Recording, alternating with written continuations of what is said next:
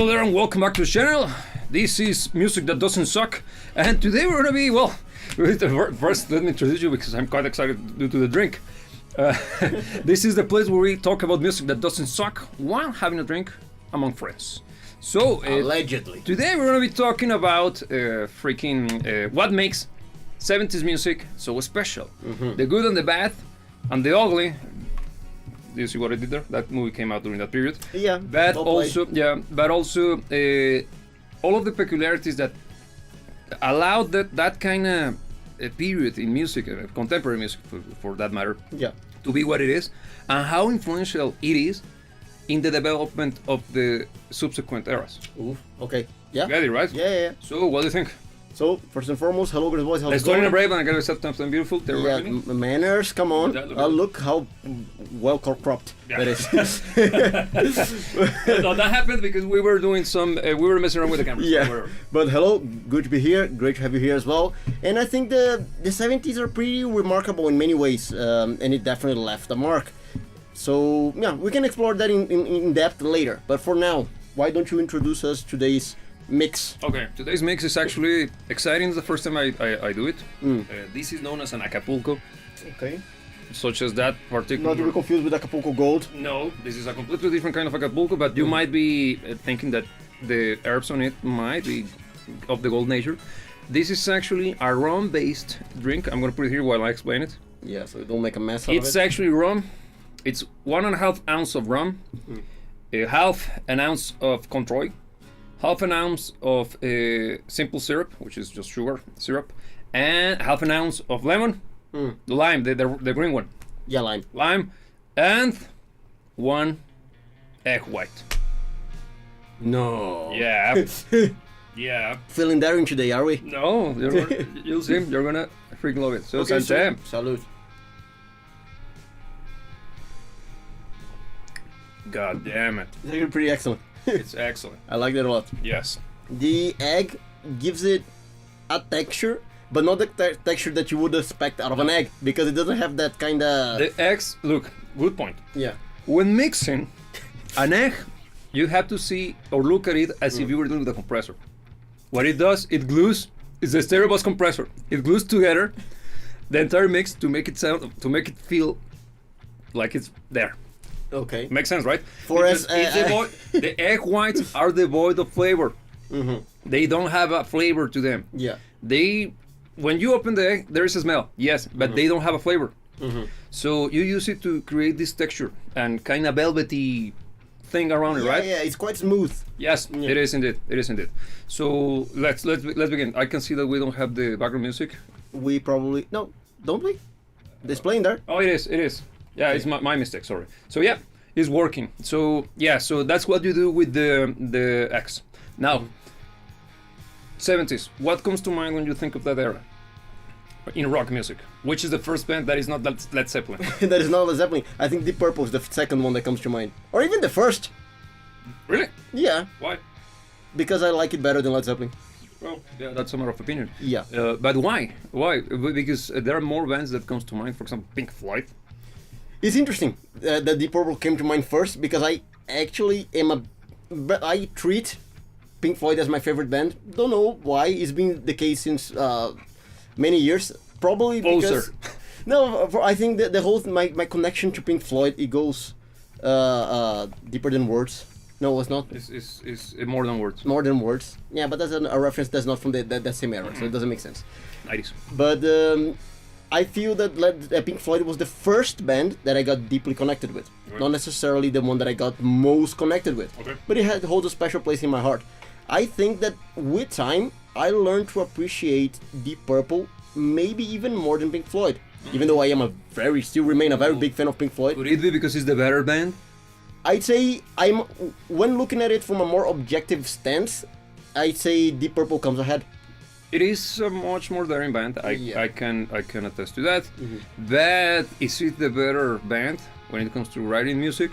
That's up for debate. Let us know in the comments. And look, we can even use this as a one particular point of the 70s, because what Pink Floyd did really well, what made Pink Floyd such a fantastic act, and well, still remembered and respected throughout the ages, and still going to be respected decades to come, is the amount of emotional connection that he managed to create with the audience through the music. The feels. Yeah, because I think musically speaking, we can make an argument of who's better, but I think Pink Floyd nails the emotional connection. Yes. Okay, and I think the emotional connection to music is one of the important aspects of the music from the 70s. Agreed.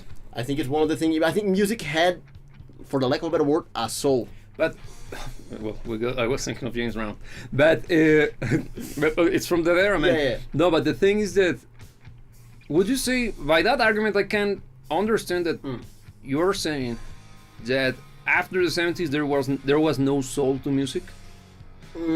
I think it diminished with time. I don't think it was the 70s ended. It ended the soul. No, I don't think it happened like that. But I do think that the 70s, for instance, for as much as I love the 80s, the music of the 70s had more soul than the music of the 80s. But why do you think that's the case?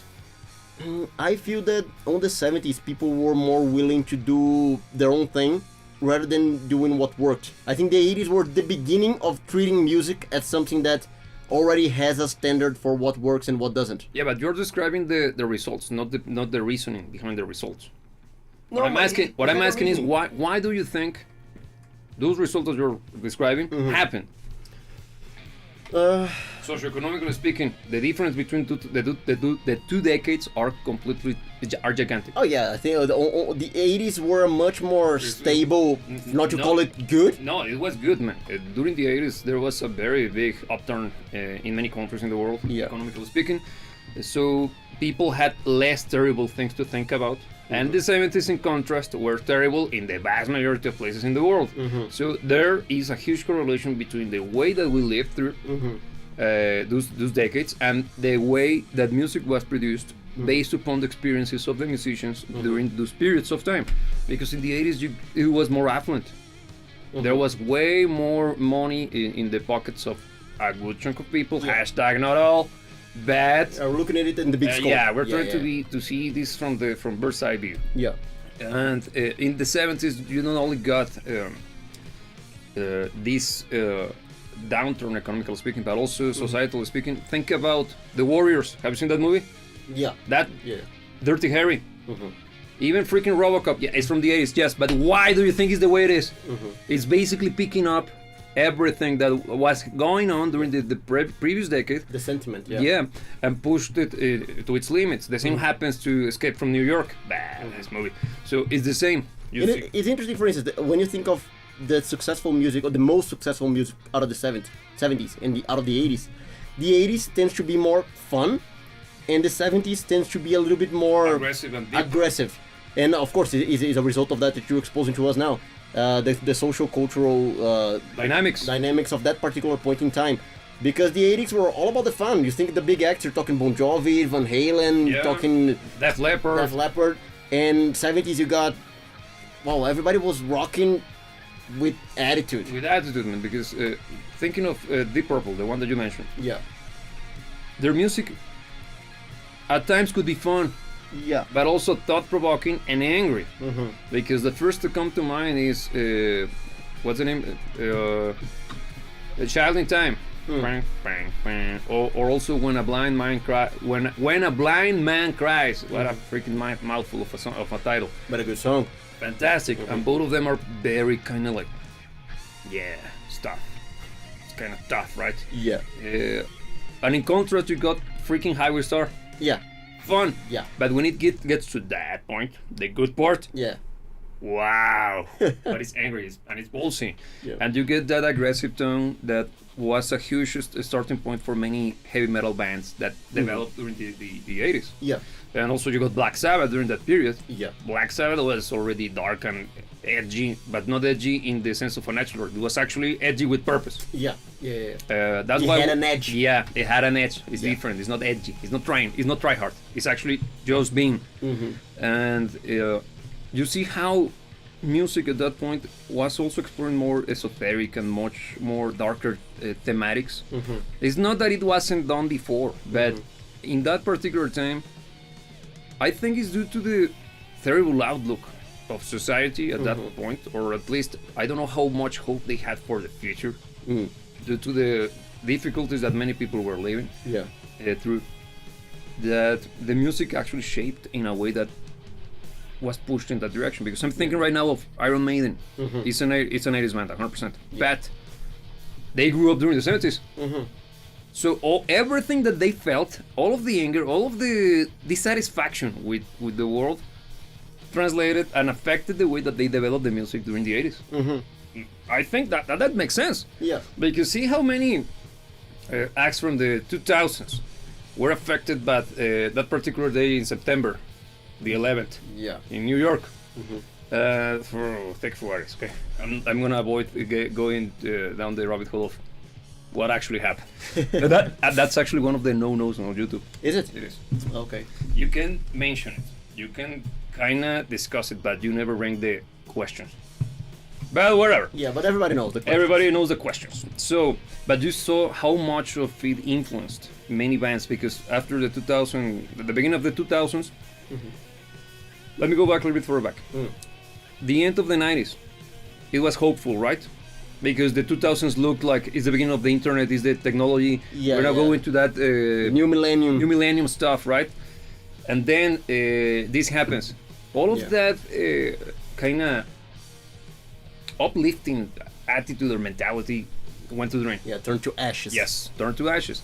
And you got on one hand how, and I'm thinking of MTV back in that era, it went full on jackass.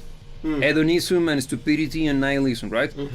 And the music, what was the hottest track during that era?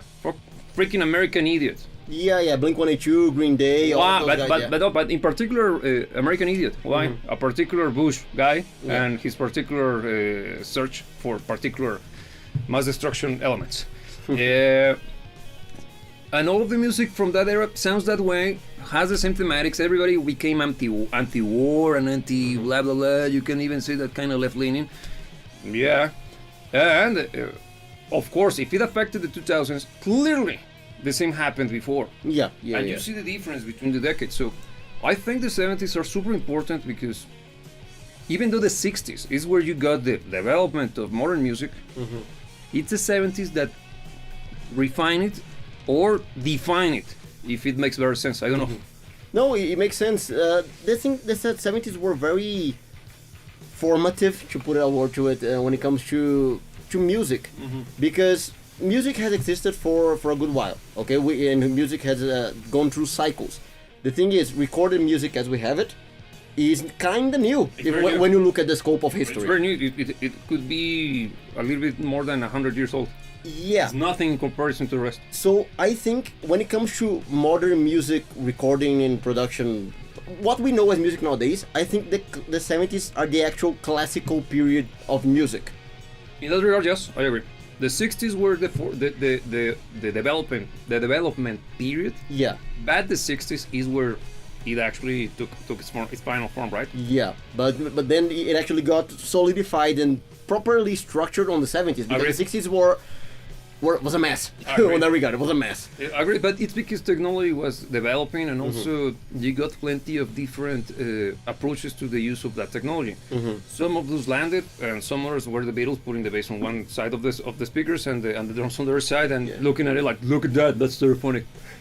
It's not. It's not awful. But it was an attempt, but Well, they had the balls to try something. I yeah, gotta and give them that. the thing is that we didn't know better, man, because it was the first time we had access to that. Yeah. So of course he's gonna have those results, those kind of lackluster results. And the 70s, all of those mistakes or everything that worked allowed for the development of some of the best sounding records ever.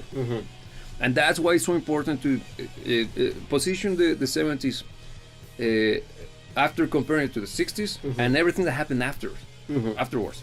So now, that characteristic sound that is part of the 70s music, how could you describe it? Because you know what I mean, right? Yeah. All of those records, as soon as you play it back, you know, there is something about it. Think of Machine Head. Yeah, no, the 70s, for real, is one of the best sounds, from my personal opinion. I like the sound of the 70s quite a lot, because it's very raw, not in the sense that it is not worked on, but it has that liveliness, that Openness. I think the attitude is better projected on the sound of the 70s than it is on the sound of any other decade. Yeah. Because I think it became more polished as it went. And of course, there are benefits to that, but I think we lost a little bit of that very raw attitude-driven music, and that's very well reflected even in sound on the 70s. Yes. What do you think? No, I agree 100% because you see that during the 70s, one of the things that makes those albums sound the way they do is because is the fact that musicians were trying to commit to their sounds. Mm-hmm. It's very clear that think of Jimmy Page, the sounds that they were getting out of his guitar, they had to commit to them. Yeah. So that meant that the musicians had to rehearse quite a lot.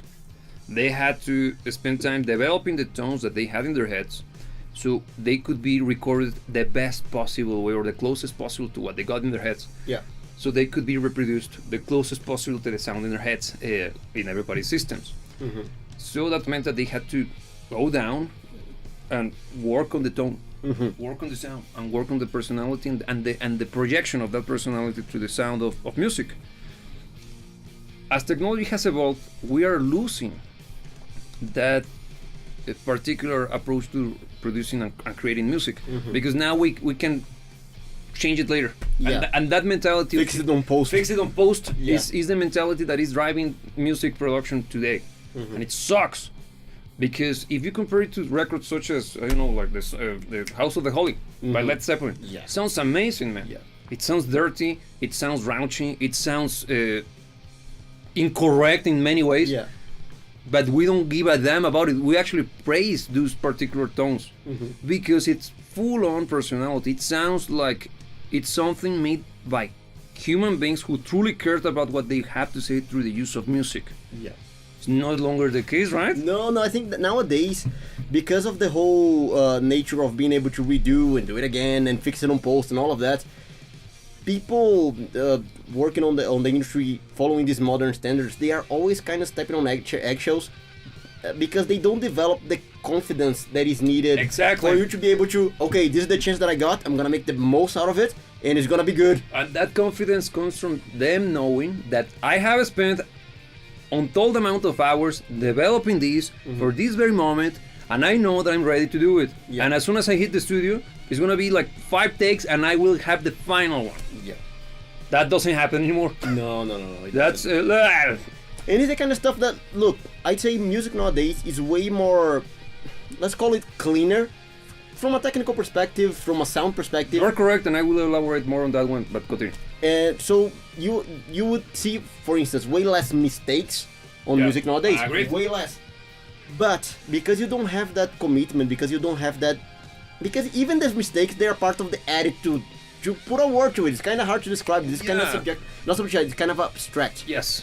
But it's the kind of stuff that you feel it. Yeah, it's not necessarily speaking put there in front of you. Yeah, because to put it in very abstract terms, a performance from the 70s, even with all of the mistakes that it might come with it, feels better than a very clean performance from the 2020s. Yes, because they are clinical. Too clinical. Too clinical to the point of it being almost ridiculous.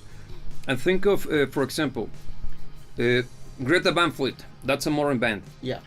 They Following are, all the steps of Led Zeppelin. yeah, that clearly is basically Led Zeppelin from the 2010s. Yeah. Even the way that they are recording their music, it's extremely similar. Why? Because they know that works. It's Yeah. not about I'm gonna avoid going down the rabbit hole if they are ripping off Led Zeppelin or not. Which they are.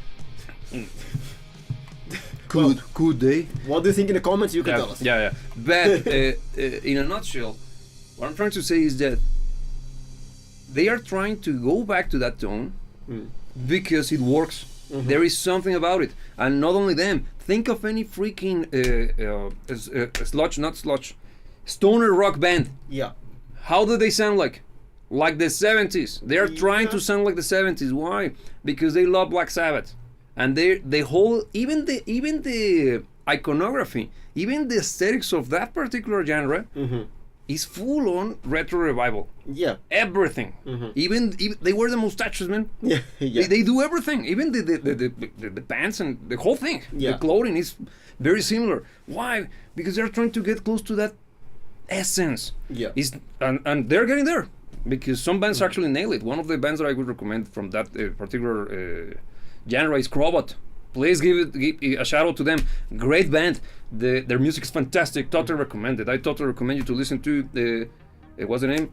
La Mano de Lucifer. That's the name. It's in Spanish, but they don't sing Spanish. It's in English. But for whatever reason, they put the name in Spanish. It sounds exotic. It just sounds exotic, and it's from I think that record was released in 2012 or something. It's an excellent record. I totally recommend. I have shown it to you. Yeah, it's so good. It's definitely worth a listen. It's worth listening because they got the whole aesthetic with the psychedelics and the occult nailed to perfection.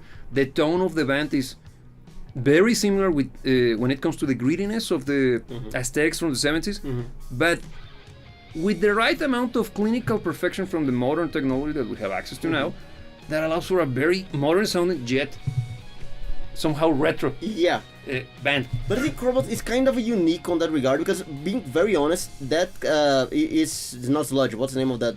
Stoner. Stoner.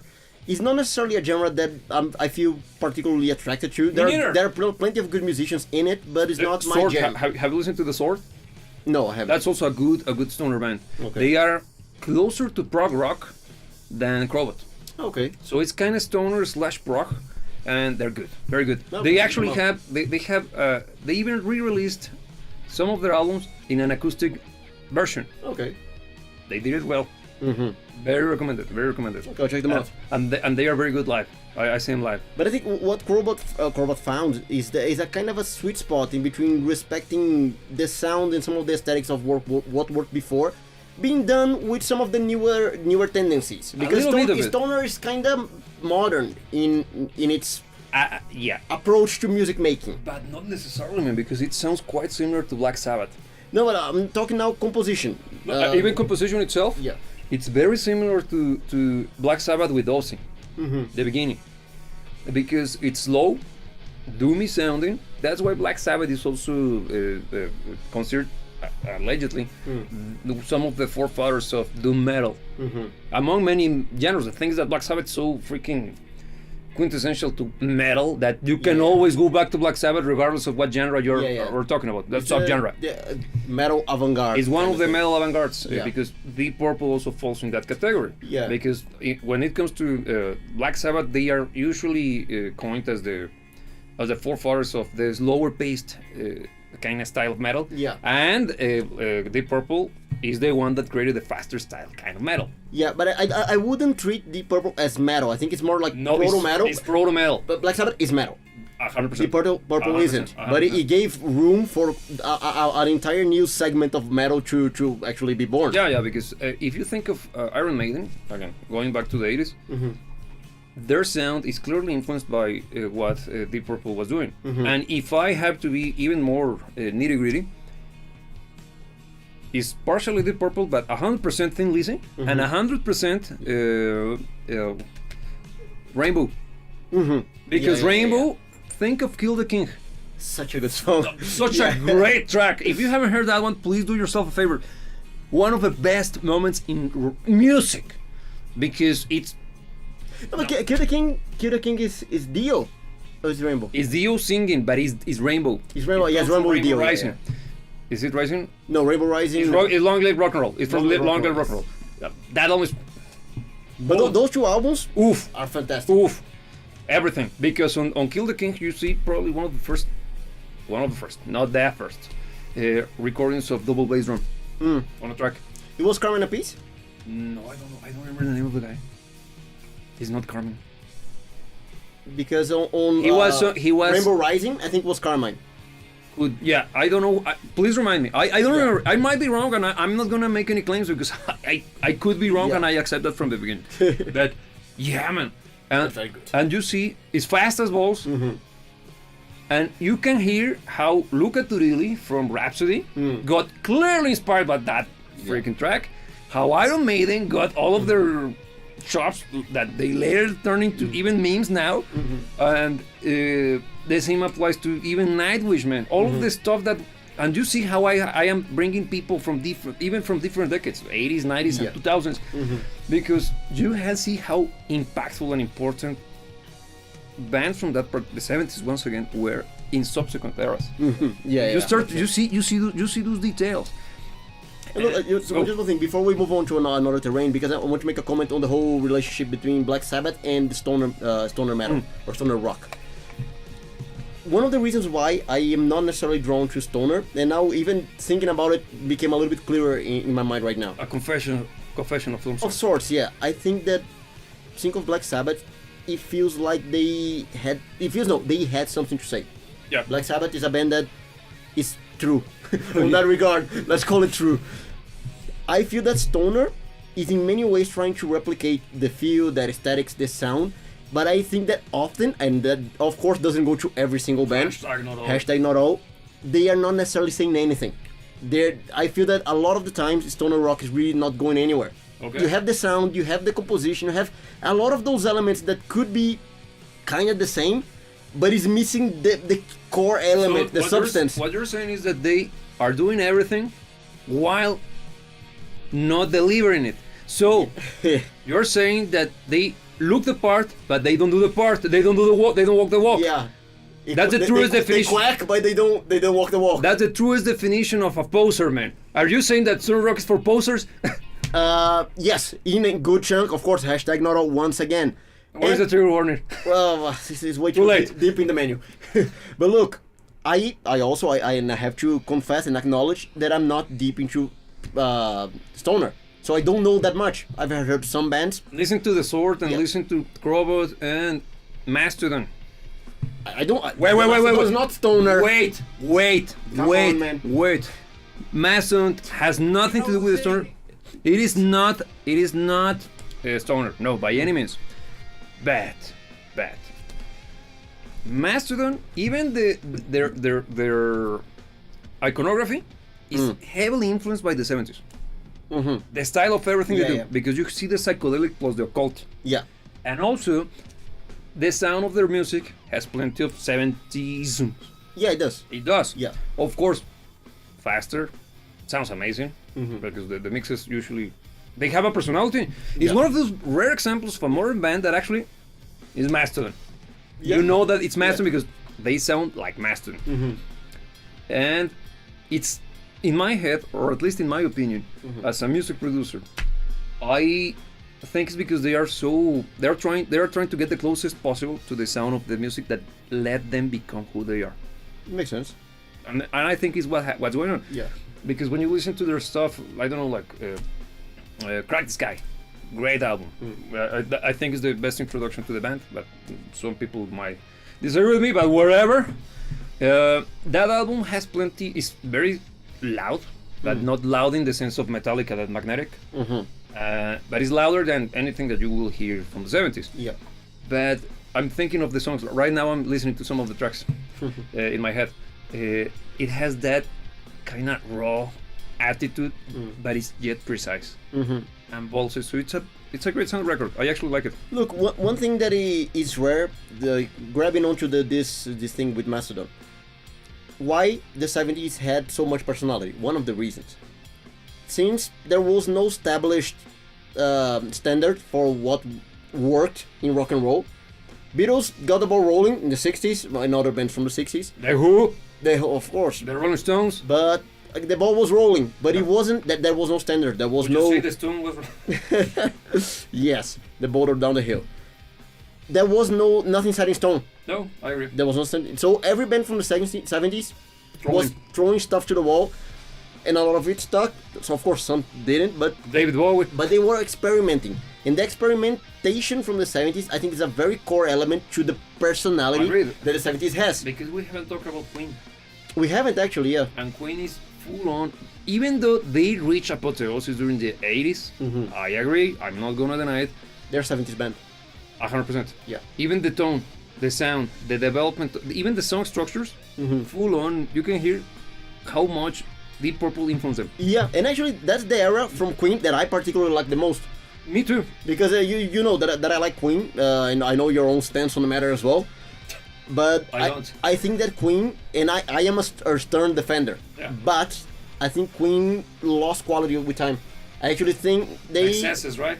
Yeah, I think for the music, I think they were active up until late 80s, if I'm not mistaken. Yeah, because certain guy decided to have a particular lifestyle. Yeah. So, but I think that their music from the 70s is way better than the music from the 80s. I agree, 100%. My own personal take. You can. But disagree. Yo. when was Radio Gaga released? Radio Gaga was 80s. But the thing is that Radio Gaga had the show must go on. Mm-hmm. It is. I want it all. Look, I think the best albums are the ones from the 70s. Albums, yes. Yes. Songs, I don't know. I'm just flipping the coin on the air because you got bangers from the 80s as well that have that particular tone from the 80s. But the 70s stuff is better in general. There is no question because a night at the opera. And the opera, I think it's late 70s. Late 70s, if I'm not mistaken. If not 80, but it's there. And if it was released in 80 or 81, it shows you it was written in the late 70s. Still 70s stuff. Yeah. But for instance, what's the name of that thing? You know the thing, Sheer Heart Attack. No, Sheer Heart Attack is probably my favorite album by Queen as an album. I think it's a very good album. It is. It doesn't have their best songs, but it's probably their best album. Yes, because I think once again that flavor from the 70s, I think they were experimenting. I think on the 80s they found what worked. That's why they have some of their masterpieces on the 80s. Because they already working under the premises of okay, this works. Let's make this better. Agreed. When was Bohemian Rhapsody released? It's 80s, right? Early. It's a night at the opera. So it's early 80s. I think it's early 80s, not late 70s. Yes. And again, he's already working upon what they found throughout the 70s that worked. It's a refinement period, if I am getting what you're saying. Yes, and I think the 70s was more experimentation, and I think the process of experimentation is more personality driven. Because you're, okay, this is what I do, let's see how I make this work for more people. And also, I don't know if it has to deal with them still being closer to the period of their lives on which they sucked. So they still had that anger and that kind of revenge-driven. You know what I'm trying to say, right? Yeah. Because once you achieve success, and that's why people lose their edge, man. Because they start to enjoy life. Yeah, that fire, the driving force for I need to make this work. Yeah, because I wanna prove, I wanna show the world. I want it all, and I want it now. I want it now. Yeah, that's such a great. I love it. Yeah. Say what you will about him, but no man, this that's is awesome. That's them. Power. And again, I know that they were big in the 80s, but honestly, I treat Queen as 100% a 70s because band. they are, man. They are. Even during their biggest periods of success during the 80s, the tone and the sound of the band was still remnants of 70s. It was one of the very few acts that still had some remnants in sound of their previous era. Because think of everybody else. Rush changed. It did, yeah. But they, thankfully. No, Rush. No, but Rush in the 70s is Rush. No. Look, Rush in the 70s. When was 2112 released? Late 70s. I think 78 or 79, I think. Yeah. That's the moment in which they, enough of the punk attempts. Because Rush, love Rush to the T. Okay, it's one of my favorite bands ever. But I always have a hard time listening to their earlier stuff. Fly By Night and all those. Why? They sound not proggy. Where's the prog? Where's the... There is prog. Fly By Night is a rock and roll album. It's full on rock and roll, and I like it for what it is. The thing is that the Rush in my head canon is 2112, Dead Track, Jacob's Ladder, Natural Science, Spirits of the Radio. And you see, I'm not going for the sellout version, which is... But that's almost all 80s. Exactly, that's what I'm trying to say. So, Queen still sounded partially or closer to the sound that they had at the beginning than any other band from that period. Because what happened to the Floyd? We don't talk about it. And what happened to Yes? We don't talk about that even. Yeah, we talk even less about it. Special Genesis. No, bad. Yes, sorry, quick disruption. Oh. Yes, it started off in 60s. the 60s, right? Late 60s. But it's a 70s band. I think for all intents and purposes, I think we can call it a 70s band. Yes, they are 70s band. Okay. Because even though yes, it's fantastic. I will get to that. But Best band ever. yeah, totally underrated. And I know that they are big. No. They deserve more. They're that good. But coming back to the comparison, Queen was one of the very few that still had a little bit of the sound that made them famous during the 70s. When the 80s happened, because the 80s, since we got plenty of new technology, drop on the music scene in the form of synthesizers, and it's not the synthesizers' fault. People were using freaking Emerson, Lake and Palmer. Yeah. We don't have Pink Floyd. All of the stuff that was already like, okay. So it already had that particular the use of the synths. The thing is that the 80s allowed for more. And the 80s was where synths were consolidated as it is music. And it's probably the backbone of modern music. Yeah, more than likely. Synthesizer, for as much as we guitar players don't want to admit it, is no longer the electric guitar man. Emerson, Lake and Palmer popped up also, I think 70s. also late 60s, but 70s is The thing there. is that you got Greg Lake, Sean Palmer, Keith Emerson, Yeah. God have his soul in heaven. All of them were from King Crimson. It was super good. Super. But talking experimentation, you can go any further than that. It's self-indulgence, man. It's even to the point on it which feels like self-indulgent. At certain moments, I love Emerson, Lake and Palmer, but I know that it's also very controversial. It's one of those bands like people like to point that when we discuss what happened to prog rock, why it lost its popularity. Emerson, Lake and Palmer. Yeah, they get quite a lot of hate, and even though I like them as well, I wouldn't say that it's not justified. Oh, I can see where they're coming from, and I'm not gonna deny the arguments. The thing is that they broke new ground on basically every front, musically speaking. They were crazy, but they were good enough to pull off the craziness. Yep. And beyond. I think that these kind of acts, they serve a very important purpose on the grander scope of things. I think Emerson, Lake and Palmer, for as much as they are far from as recognized as they deserve, they are the acts that push music forward because they are pushing the limits. They're probably the band that I can think of that push the limits the furthest of anything. Yeah, super forward thinking. Yeah. And you got coming back to the change and how much bands in the 80s sucked. We haven't talked about Pink Floyd in the 70s because we already mentioned Pink Floyd sucking in the 80s. Why? Many things happened, okay? Yeah. The band disbanded and then they rejoined minus one member, and that member happened to be Roger Waters. So many things happened. Yeah. And also you saw the push for a particular tonality in rock music. You saw the advent of punk. Punk was already cooking during the 70s, but it was the 80s when they actually took over. You also see the new wave stuff. So I don't want to now move over the 80s because that's a completely talk about it. That deserves its own episode. Yes. But Pink Floyd during the 70s. Do you think it's their best period? I'm just gonna mention the albums. Late 70s it is. Well. I'm just gonna mention the albums. Dark Side of the Moon. When? It's early 70s. Yeah. Wish You Were Here. Mid 70s. And Animals. Yeah. Isn't that the trifecta? Isn't the Holy Trinity, the Triforce?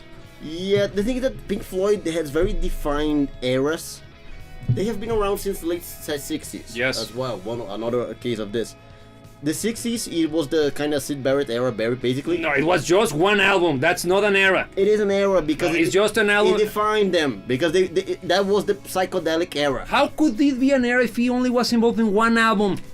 That's not an era. It's the psychedelic era, but it was a definitive point in the sound of a band for a period in time. That's an era. But it's not Syd Barrett's. It's psychedelic period. It's Pink Floyd psychedelic period. But Syd Barrett and psychedelic are basically synonymous. No. Syd Barrett was part of Pink Floyd during the first album and no more. And when David Gilmour joined, I think even when he joined during to cover Sid Barrett's lack of capabilities for playing guitar. But you know why? Live. But you know why it's an era? Why? Because even though it was just one album, you can see that the two albums that came after, even though they weren't It's not two. It's several. No, but I'm talking Source Full of Secrets, Yes. because first one, Piper at the Gates of Dawn. That's unique. That's Sid Barrett. And that sounds good. But That's look, a good album. That's Sid Barrett. Then you have Source Full of Secrets Yes. and Obscured by Clouds, if I'm not Yes, mistaken. yes. Those albums is what I consider to be the transitional period. Those albums, even though they are already with David Gilmour and no Sid Barrett to be seen in the scene, they still had the sound of Sid Barrett because they were carrying the sound that he established for the band. Wait. I think you're giving Sid Barrett too much credit, because if you're ignoring that the rest of the band had some form of input, he just left that at that point. We don't know how many songs that they produced during the early period of him leaving the band. Mm-hmm. He had some form of influence or decisions during the production of the tracks. Mm-hmm. And since they were released not immediately after he decided to leave the band, Yeah. that gives already the opportunity for the rest of the band to modify whatever was there, because the sound of the Piper at the Gates of Dawn is the result of that particular group of people producing music. Yeah. He leaves. Even which one is the immediate follow up is Saucerful, right? I think it's Source Full of Secrets. Yes. You start to see differences already, so that clearly shows that his influence stopped when he leaves the band. That's why I don't agree with the concept of it being the Sid Barrett era, because he only was part of the band for one freaking album. But it is the psychedelic period, because the music is psychedelic, it's not progressive. Yes. And in that I agree. And the band, once they reached during the 70s, they got their act together and they developed the tone that became, and the sound, and even the structures and the ambience, because I think their biggest success during that period was removing the weird and adding the intelligent. yeah, I mean? I wouldn't necessarily word it like that, but I can agree. No, but the thing is, being frank, because those albums are experimental at best, and you can imagine what is at worst. The things that those albums are. Why everybody likes? When it comes to Pink Floyd, nobody talks about those albums, because they don't even sound like the Floyd. But yes, but that's exactly my point. no, but it's the transitional period. I 100% agree with you. I'm just pointing out that the band, even though it began in the 60s, and they have some recordings, because when Metal was released when? Metal. Late 60s, right? Or early 70s? No, it's early 70s. But is the point on which they actually break apart, not break apart, they break ways with that old sound. Yeah. And they created what became Pink Floyd. The thing is that it's kind of hard to put ourselves in the perspective of the times, because seeing Pink Floyd in the beginning of the 70s, late 60s, Sid Barrett is gone. They don't know. They have garnished some recognition. They have garnished some success. But they weren't the Floyd. But they weren't the Floyd yet. But they don't know if they are gonna become the Floyd someday. So that's why I think they perpetuated the sound of Sid Barrett. Let's call it like that. Psychedelic. The psychedelics, because they didn't know at that point in time that going the route that they would go, following the sound of David Gilmour, Roger Waters, would lead them to even bigger and higher states of recognition and success. Are you saying that David Gilmour is better than? Yes, that doesn't even. Come on, no, that's not even a point of controversy. David Gilmour is a fantastic musician. Yeah, he is. Sid Barrett was innovative. Sid Barrett was very. But innovation is not a feature, is not a quality. No, he had qualities. I think he was more innovative than he was good. Agreed. Being honest. Agreed. But he was good as well. I'm not saying that he wasn't good. No, he didn't suck. But I think innovation was probably his biggest asset, with the good and the bad that comes with it. But it was the style of the time, and Yeah. because think of Frank Zappa, think of David Bowie. Frank Zappa, once again, I think is a product of the 70s. It's a very Because he began it in the 60s, of course, but it's the sound of the 70s. Yes, it is. Because even the productions of his albums, they sound 70s like almost. They do, yeah. Because when when and sorry for it's just a little a tangent.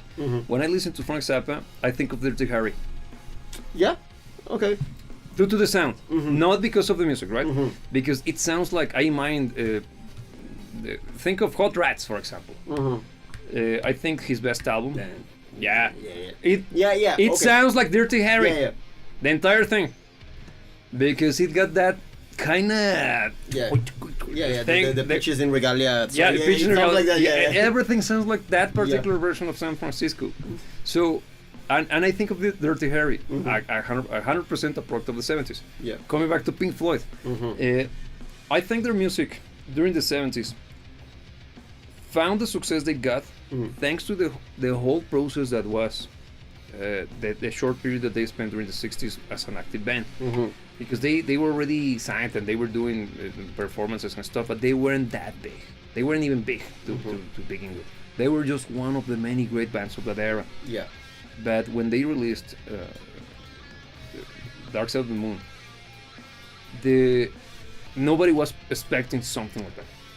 Because they managed to use all the weird stuff that they were doing during the psychedelic period,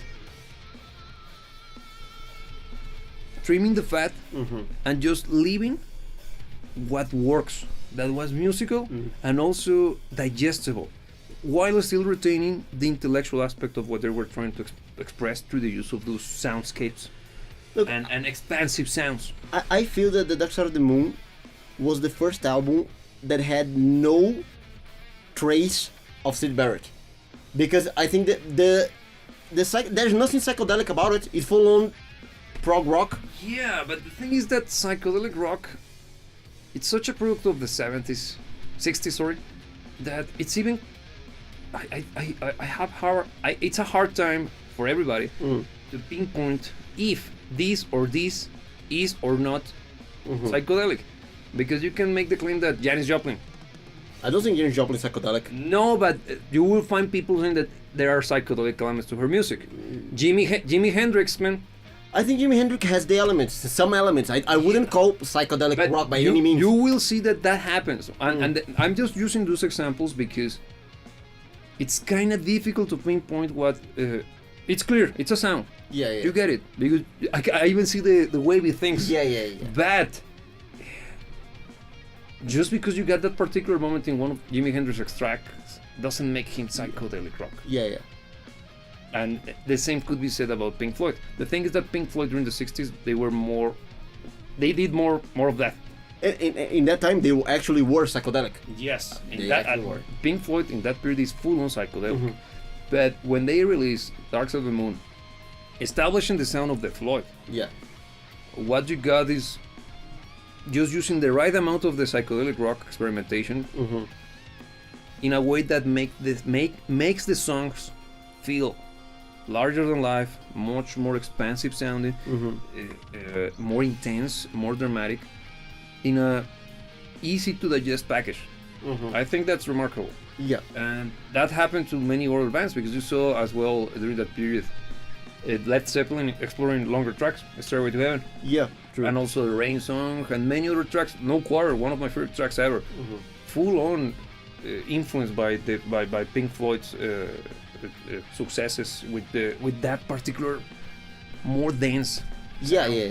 But I think that sound, honestly, for as much as I can see how psychedelic kind of led to it, I don't see traces of psychedelic in it. No, me neither. It was the product of it, but Me neither. it was already cleansed of the psychedelics. I agree, because I'm not claiming that it was psychedelic rock what made the 70s sound the way they did. No, that's exclusive to the 60s, because 60s music has plenty of that. I think of Woodstock when I think of the 60s. Yeah. But when I think of the 70s, I think of Dirty Harry.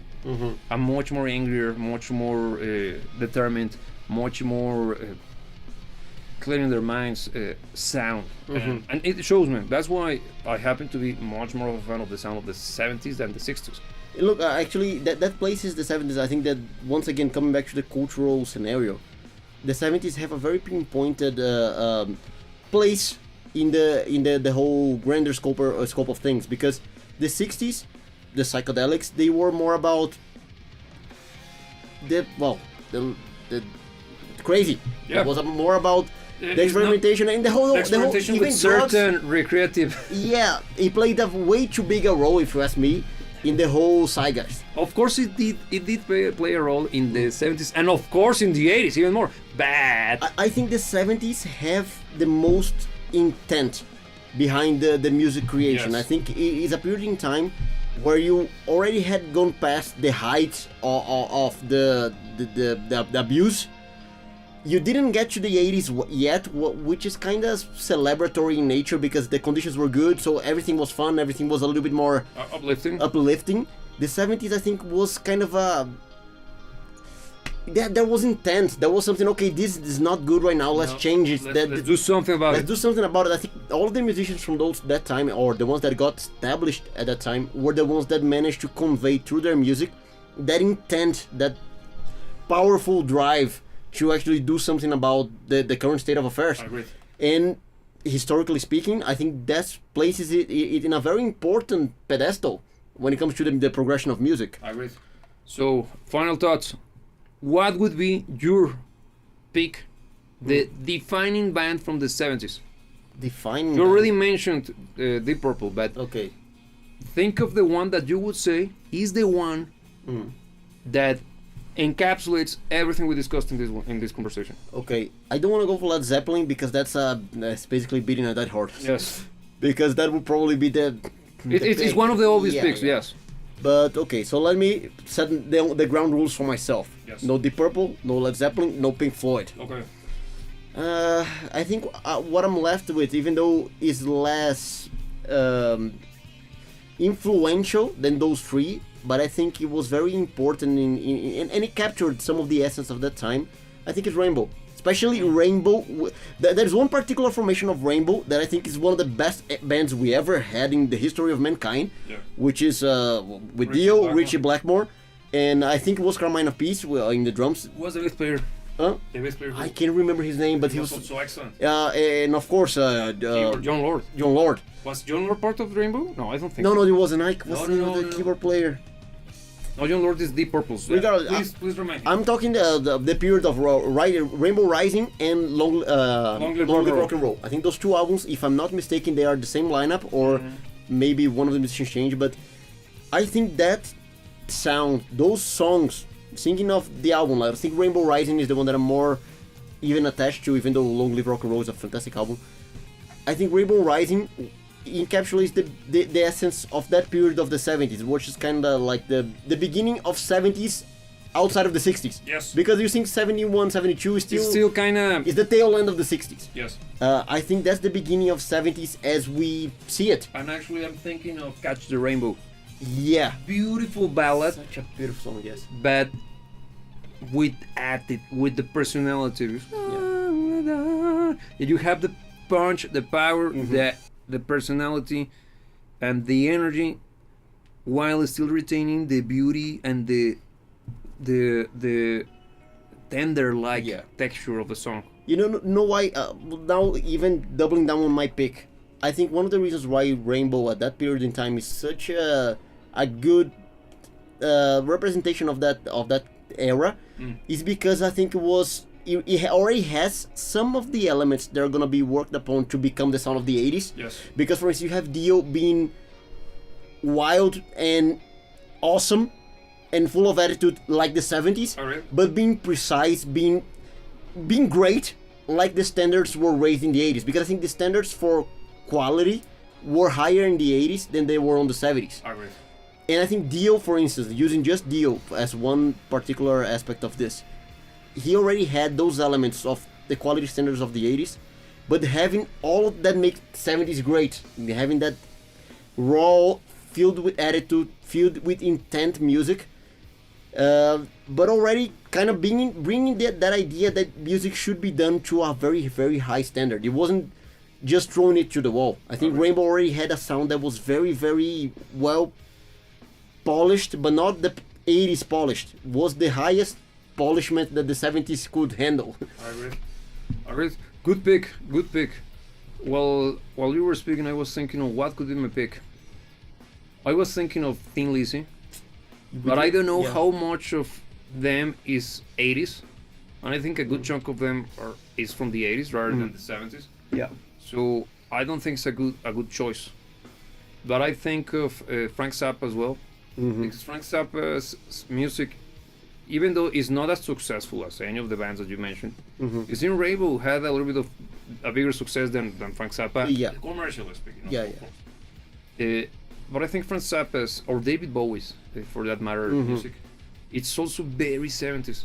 Yeah. Very, very 70s. Because they have plenty of the remnants of the psychedelic period. And also the avant-garde aspect. Because when was Heroes released? Late 70s, right? I think it was very early 80s, but I might be mistaken. Yeah, I don't remember exactly, but it comes to mind, that particular album. Because it sounds like everything that you discussed. It has the personality, it has the avant-gardeness, but also it has a little bit more condensed. Less effing around, more finding out. Yeah, yeah.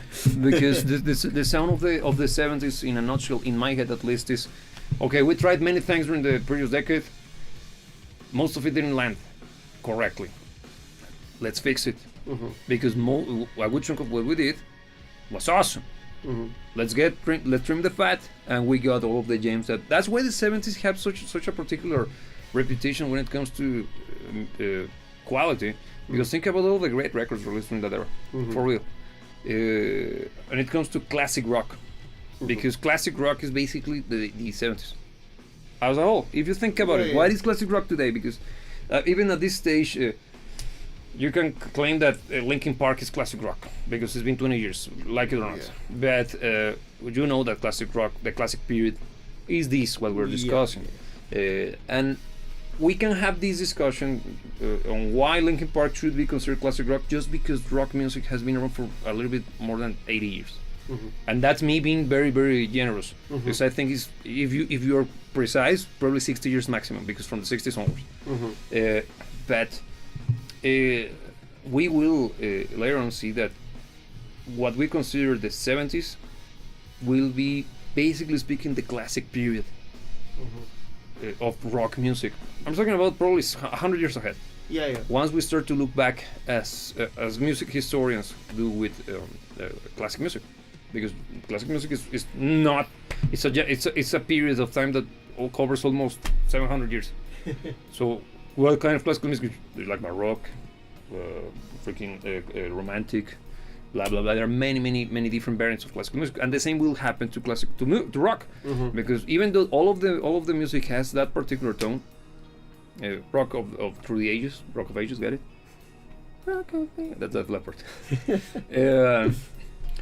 You get periods in which the music was driven by a particular personality and a particular zeitgeist. And 70s, I think, is such a monumental period that will be, and it is in my head at least, the truest definition of classic rock. So, answering the question once again, I think of David Bowie and Frank Zappa, even though not the biggest names, but they're big. Yeah, David Bowie got quite big at a He got in the 80s. Yeah. In the 80s. But during the 70s, his music is much more out there. But not as out there as it was during the early stages. Because in the 70s, see the refinement process, and also even him got his act together as a human being. So many things happened during that period in his life. Sad and terrible things. But that's how it is. So, take us on. Okay, so it has been fun. If you like this kind of conversation and you'd like to see more of it, or even be part of more conversations like this, we invite you to subscribe to the channel, ring the bell, do the whole shebang that is part of the YouTube game. Also, you can have conversations such as this on Discord, because we are link in the description. Yeah, link in the description, and we can keep conversations going there in a more back and forth manner. Outside of that, if you want to support this channel and everything that we do around here, you can listen to our music on Apple Music or Spotify. Heavily influenced by the 70s. Actually. Heavily. Yes. And follow us on some other social media such as Instagram and X, where, well, we can be in touch in a different way, because YouTube is, well, YouTube, and Instagram is completely different. Yes. And outside of that, you can do the final thing. As every time we meet you, we gotta remind you that you should never let anybody tell you what to dream about. And remember that we will see you when we see you.